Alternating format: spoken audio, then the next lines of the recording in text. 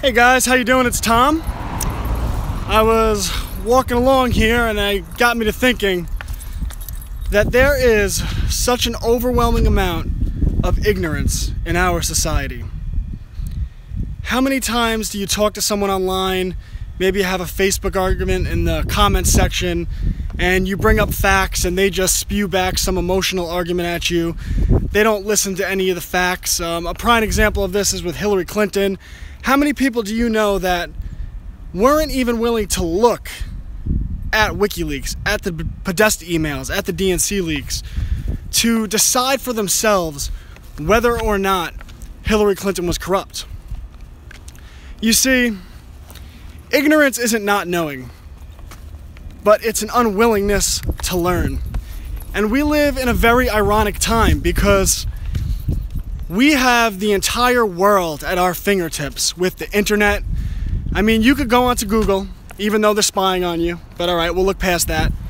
And you could Google any piece of information from any time in history, and you could, over time, if you learn to click on the little blue links, you could get really good at getting back to the primary sources, where information comes from, and really understanding the world.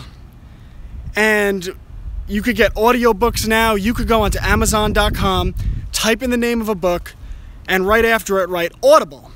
And if you do that for $15 a month, you could buy books and get the audio versions of them sent to your phone, and you could literally have books read to you. And we live in a time where you have all this, yet so many people are completely unwilling to even attempt to learn. What is the last book that you read? And I'm guessing that my followers do read, so I'm looking forward to seeing in your comments what the last book you read is, what you learned from it. Me personally, not only do I read about 50 articles daily, well, which is fine, you know, that's my business, right? FFRnews. But I also make it a point to try to understand history more every day. So every day, no matter what, whether I read in person or I read an Audible book on Amazon, I will read for about 30 minutes a day, no matter what. And this has been an amazing journey for me because we live in a time where there's so much material available that you can literally have intellectual debates, or so to speak, with the greatest minds in human history. I mean, whatever the topic is you're interested in, whatever you want to be great in, you could either read a book, you could have it read to you on Audible, on Amazon, you could read articles about it, but so many people don't do that. And if you do, you'll understand the world so much better. So make sure you read books. And the beautiful thing about you reading books is every book you read, every article you read, you become more knowledgeable. And then in your casual conversations, you spread some information that maybe someone else didn't know. And before you know it, it spreads like wildfire. Knowledge, renaissance. You can facilitate that, your own individual renaissance. Maybe it's in your field of work and you read the writings of people that came before you and you find some piece of information that was lost. And then you spread that to a coworker and that becomes renaissance.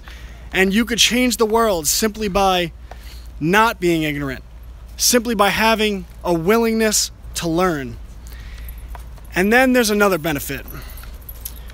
The youth in America, the youth in the world are coming up in an age where there's so much entertainment. Mindless video games, reality TV shows, which are all fake and scripted. I'm probably going to do a video on that this week. If they don't see you reading, if they don't see adults reading books all the time, then the youth of America will never read books and our history will be lost and we'll be stuck in a time of great irony, of great ignorance, when the whole world is at our fingertips. Because isn't that what the elites want? They want us to be distracted. They don't want us to understand the world. I hope that you read. And if you can't read a book, if you're busy, go onto Amazon.com, download Audible, and have the books read to you when you drive instead of listening to music on the radio, whatever it might be. And your knowledge, your personal renaissance will spread like wildfire. And over time, you'll find that you set the example and that you promote positivity and you set the example for children, and then they'll start to read. And we could change the world. So that was my thoughts for today. Let me know the last book you read. And I look forward to reading your comments. Tom Anderson, FFR News.